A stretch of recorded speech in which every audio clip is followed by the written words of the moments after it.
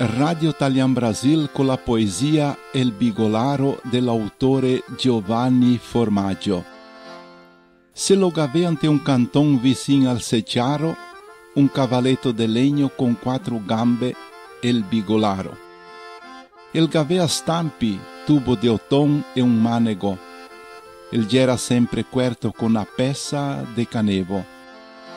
A quei tempi là se mangiava spesso pan moio, fatto di acqua calda e una giossa di olio.